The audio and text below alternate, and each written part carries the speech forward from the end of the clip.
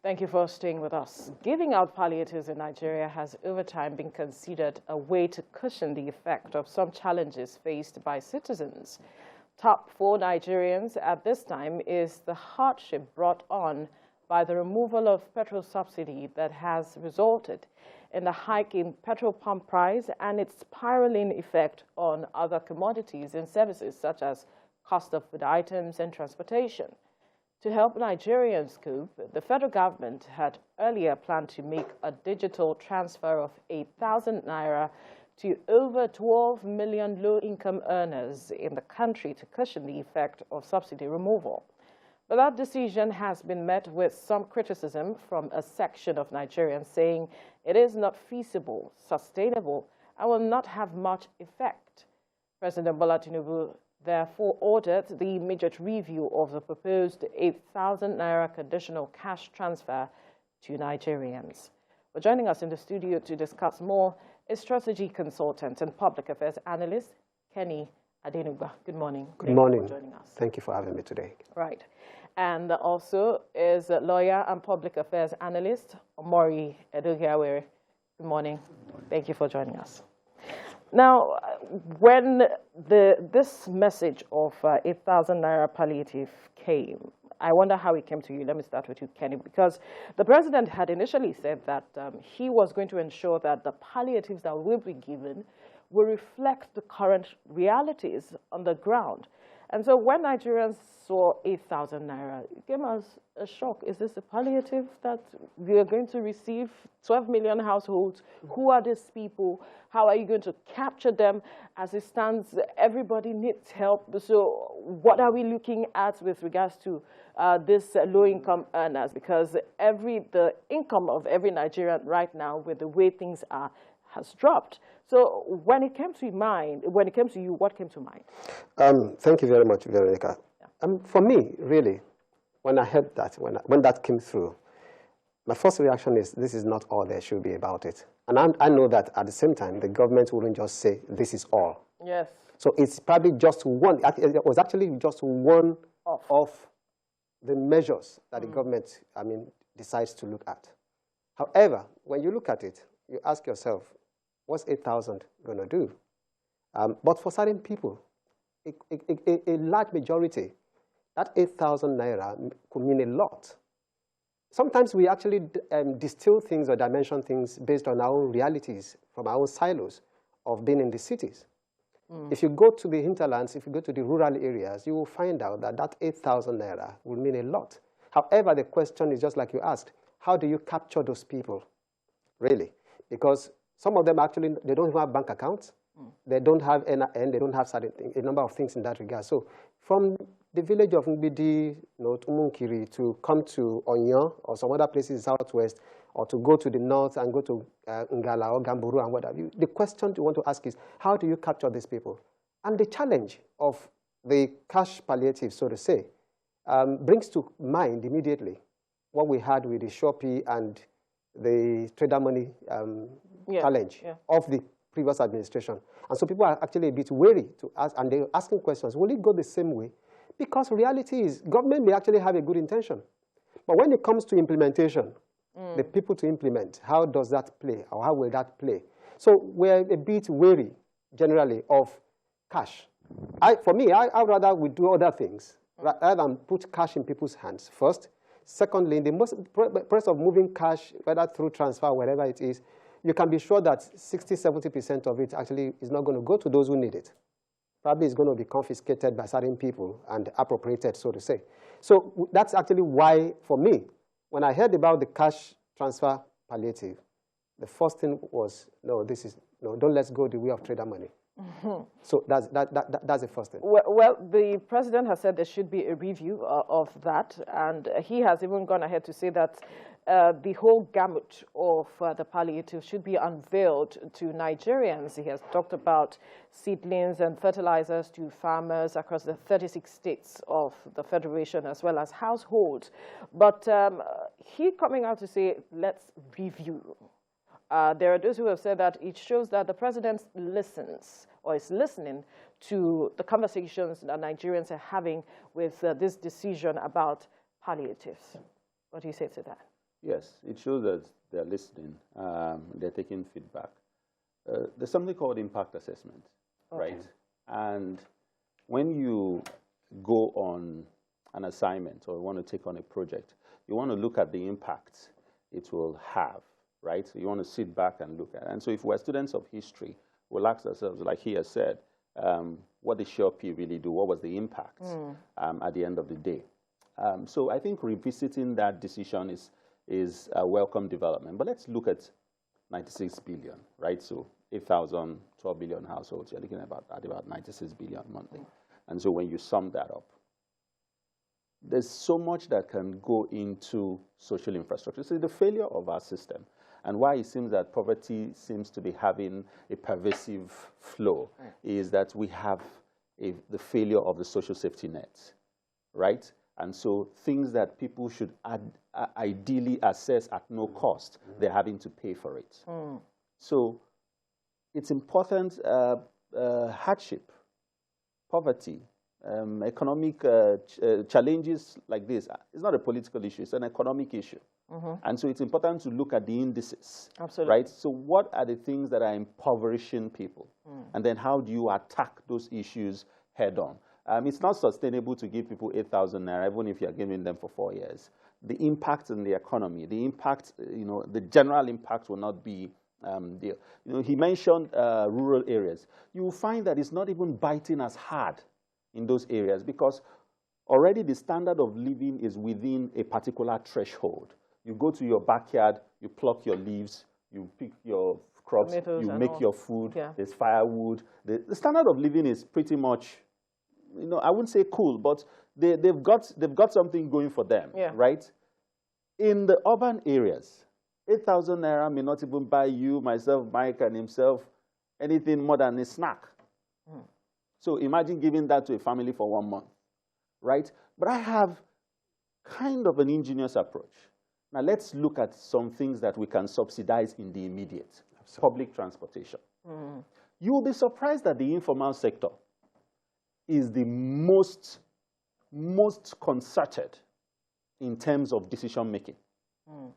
If today a cup of gari increases, go to every market in Lagos, the price is the same. The decision may have been taken an hour ago. So sit down with those people and have a price standardization approach. First of all, because we are having the cost of living skyrocketing arbitrarily. Yes. So the first thing that this government needs to do is to have a price standardization approach. Set up a board or a committee to look at common commodities that everybody consumes and have a price standardization approach. You can't go beyond this threshold. Now, what are the metrics upon which you're telling me? I asked my staff yesterday and I said to him, how much did it cost you to get to work? And over 200% increase in just 24 hours. What are the metrics for that increase? Because if you don't look at those issues, even if you increase minimum wage to 100,000 naira, we're having inflation, right? So it will crash. So you need to standardize pricing. In the immediate, you need to subsidize public transportation. You'll be shocked that all the parks, they have a central control system. Absolutely. So what do you need to do? Sit down with the leaders of these parks and say to them, what's your threshold? 500 naira from Obalende to Oshodi or whatever. Okay, subsidize to 300 naira. And we will set up a system where we can match that cost by 200.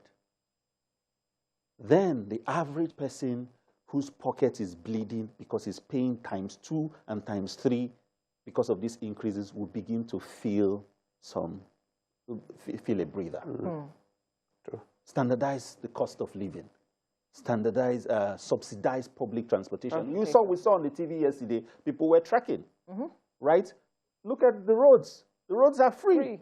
I was saying to my friend, I said, oh, one of the blessings of this fuel increase is that we're not having traffic as much as we used to. But you see, it's not, while the traffic is a good thing that is reducing, but it's really not a good thing that people really can no longer drive their cars. And so if you don't take approaches like this and you arbitrarily just increase the minimum wage, here's what's going to happen.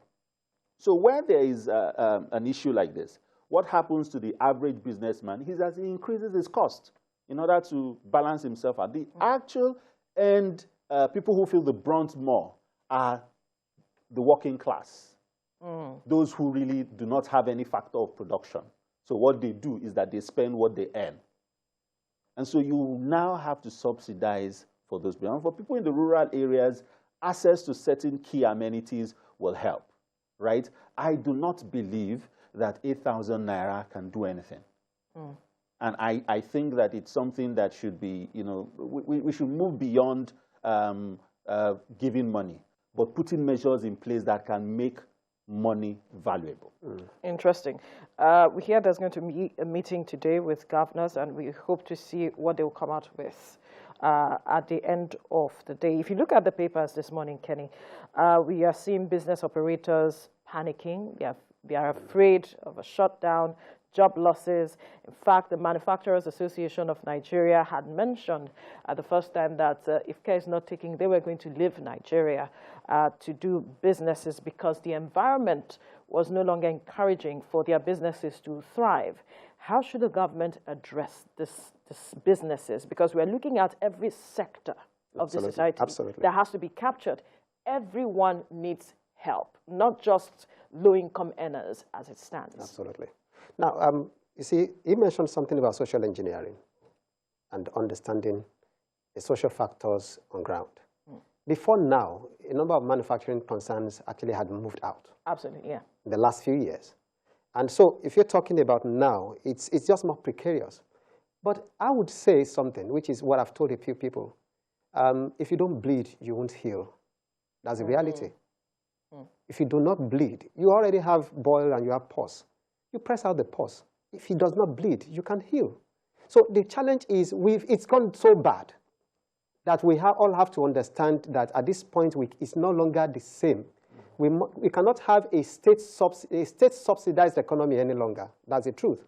The free market economy is something that I think we need to be wind of our previous approach to life as a people and begin to look at a free market economy. But it's hitting them all of a sudden. That's what a majority of Nigerians are saying. If you say suddenly, it's not. I won't say it's suddenly because in the last few years, 6 to 8 years, we've actually known that there's a trajectory. We can trace it. We can trace the trajectory. So in a way, the challenge here is, then we want everything to be solved immediately. No. The reality is we must take it one after the other. However, government needs to communicate.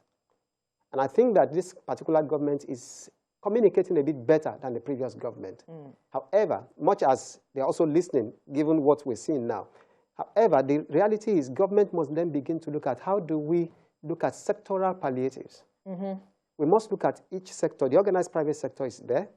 We're talking of the informal sector. Let's look at every sector. How do we ensure that whatever is going on in these areas, first, if there's electricity, for manufacturing concerns, the cost of generating power would definitely reduce for them. At the same time, the cost of production also becomes easier, because reduced. So in a way, that is one way. So can we begin to look at immediate concerns? And that's why I keep telling people that while you look at a long-term solution, there must be an immediate concern. Where I come from, they say that a roasted dog meat is sweet. But because it has so much fat, what do you do while waiting for that roasted dog meat to be done, seasoned and spicy and everything? You could die before that time comes. So while we're looking at the big things to come, what are the things we need to do now? Low-hanging fruit. Low-hanging fruits. Yeah. And that's part of the things he has mentioned. We must understand, we must look at the issue of area of transportation. If people are able to commute, these are basic needs of man. You're able to commute from feeding. There's food. There's food. If there's food security and available food, affordable food, then it becomes easier. People will think less of their problems. When they can eat, they can move around easily. Then the issue of power then comes in to say, okay, fine, how do we do this? So there must be a need to start looking at it. While he's talking about the parks, actually my own thoughts have been, can we begin to look at even if there are vouchers across parks and garages to say, okay, you know what? There are fuel vouchers for our people to reduce their, what's it called? But he comes to another idea to say, okay, you know what, let's sit down with these people and say, what is the cost of movement from here to here? Can we reduce it by 40%? or 50%, then government will then buffer the rest. Because these are organized sectors. Really, people think that the transport sector is not organized. It's very organized. Very organized, yes. They have data, they have everything. We may just look at them as if some of them didn't go to school, but we have graduates among them, a whole lot. And it's a profession. We must not lose sight of that. So in a way, there's a need for us to begin to look at all of these things. The manufacturing concerns also have to be considered. The SMEs. Now, can we begin to look at low interest rates in the immediate, really, for whatever it is, because SMEs are crying today. They can't do much. So can we look at, okay, fine, how do you source fund? How do you manage things? And of course, the agricultural environment is also there. You're thinking about how do you move crops and grains and what have you? How do you do your storage, your silos? But the reality is right now what we need, what the people need is adequate food that is affordable, transportation that is affordable, and then also that those two things, first and foremost, will calm the people down. We can't do an Arab Spring in this environment because we've seen the impact of it over the people. Kenya has a situation on the ground as we speak. Kenya has a situation on the ground. Yeah. And we've had cases and whatever. Even Ghana also has had some brunt and some brushes. So we must understand some of these things. We can't afford a crisis on our hand. But I trust one thing. I want to believe and trust that this government actually, we have a leader in our president who is a financial engineer, let me put it that way, who understands how the economy runs, and who also wants to work with the right people. Very soon, I'm sure that we're going to have ministers, and then we can look at what is going to happen. But in the immediate, there's a need to do it right. I'm just glad that the president said, let there be a relook, let there be a review of this 8,000 palliative, because if that thing had gone through just the way it is, it wouldn't be a good thing for people, because one, people already have a mindset that this is another Shopee and another trader money, whereas it's not going to work that way. However, can we look at things that in the immediate, that are tangible for the people beyond money? When you do cash, you only make the economy worse. Inflation will rise. Don't forget, I mean, the Doji experience in the 70s was also there. Once people believe that there's money, oh, you've collected money, they also increase prices. Yes. So everything comes, and then at the end of the day, you realize that you thought you had something extra. So suddenly it's flown away. So whichever way it is, we must begin to look at this government coming up with ideations and concepts, strategic concepts, that would actually get us out of this as quick as possible. And the government must tell us things on the broad base to say, we are moving from here to here to here, not that you just give us just a sneak. Because when you give a sneak, people are likely to think of other things and assume, which is what is now coming back to now say, you know what, beyond the cash, we actually have this in mind, we have this agricultural, we have the fertilizers, we have this. Now, couldn't that have been told, have been raised beforehand for us to know that, okay, fine, you know what, there's an 8,000 naira for families. However, beyond that, these and these and these are the things we are putting in place. The reality is when it comes to the fuel matter that's cost a number of these things, the cost as at now, while it's biting all of us, the cost is higher in countries around us, naturally. Ghana is paying more. Cote d'Ivoire is paying about 1,000 naira if we have to convert it. And Niger, Cameroon, and what have you, they're paying more. Of course, now because also our fuel is not crossing the border as it used to be. So in a way, we must understand that, like I said earlier, it's a precarious situation we find ourselves in.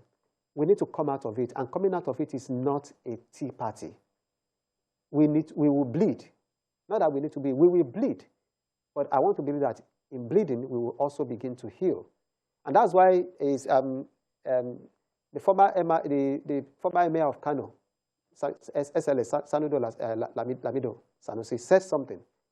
Sanusi said, if anybody said it before election, he said, if anybody comes to tell you that it's going to be easy and everything is going to be smooth, then please don't vote for that person, because either that the person is deceiving you or doesn't know what he needs to do or what is on ground.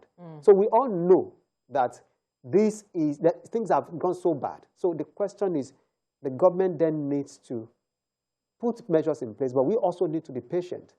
This is just less than 2 months or thereabouts, and the truth of the matter is it doesn't happen one day. We want a magic wand. It's not going to happen. That's the truth. We all suffer it, yes, agree, but we must find a way to allow this to happen. You know, you've raised critical issues, talking about the fact that Nigerians are looking for a magic wand to get out of the situation. Does that go to show that perhaps Nigerians do not really understand the import of the decision that everyone agreed has to be taken, talking about the fuel subsidy removal? Is it that Nigerians are not really aware or have not been educated enough with regards to the impact and of the fuel subsidy removal as it is? Because some persons, you hear some people saying that, yes, we agreed it should be removed, but we didn't expect this kind of situation. We didn't think that the impact would be as much. So no one is saying, I do not think anyone, apart from maybe the less than 1% that have deviously benefited from this sham called subsidy, right? But I think everybody agrees that subsidy should go.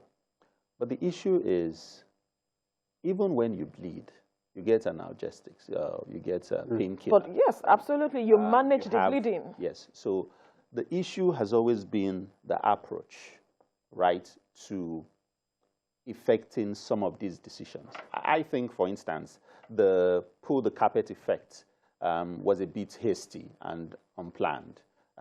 Subsidy is gone, and then suddenly, you know, it was funny. Because I had just finished watching the inauguration and I was popping out of the house for a meeting and I saw queues and I was like, oh, what's going on? And the next thing said, oh, fuel is going up, so everyone is shutting down. You see, that's the opportunistic Nigerian behavior. We hear stuff.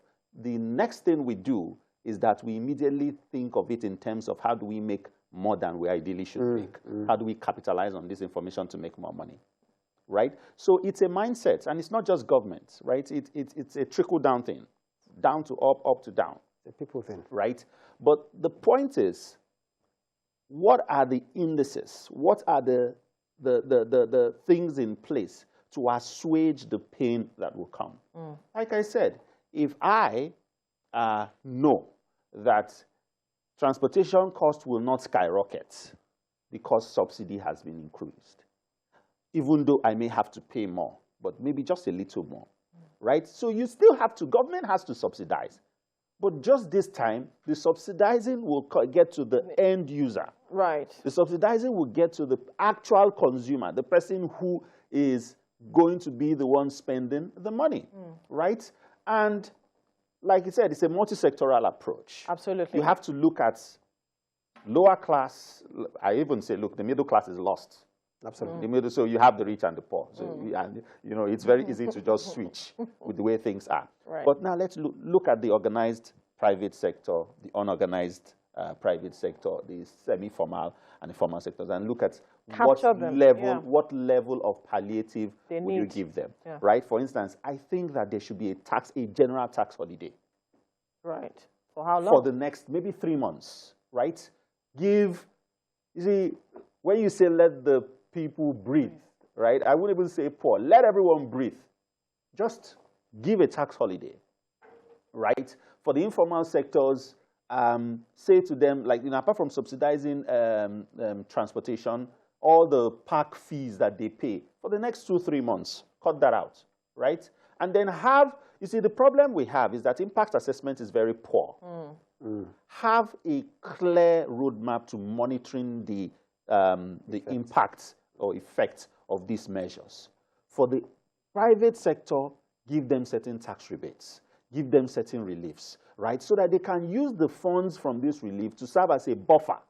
How much do you want to give me as an employer of labor, right? But if you say to me, I'll give you some respite for the next couple of months so that you can, you know, we can get a hang of this, right? And then for the civil service, increase wages, right? It may not be astronomical, but let them receive. We are hearing that is in the works. Yes, so let them receive that. But if you do not give these multi-sectoral buffers, even if you increase minimum wage to 500,000, it will go.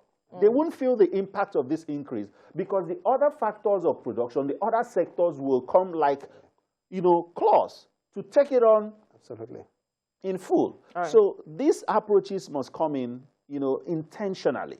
And then you have to monitor impact. If you don't monitor impact, you're wasting your time. Right. Your final words quickly in a minute. Well, my final word is to say that people should understand and be patient a bit more. While, of course, definitely we also trust that the government will do what is right. And as they do that, they also should be careful of the optics. You can't tell people to go lean, and then you all over the place being flamboyant and extravagant. I think government also needs to look at that optics, so that whatever it is, everybody can see that government itself is also looking at their own, how it impacts on them. And then people can be, it's easier then to trust government when they are not all over the place blowing sirens and wearing agbada all over the place. It's part all of right. We'll have to leave the conversation here, gentlemen. We must thank you, strategy consultant and public affairs analyst Kenny Adenuba, as well as lawyer and public affairs analyst Omoriwe Edogiawere, for your time on the program. Thank you.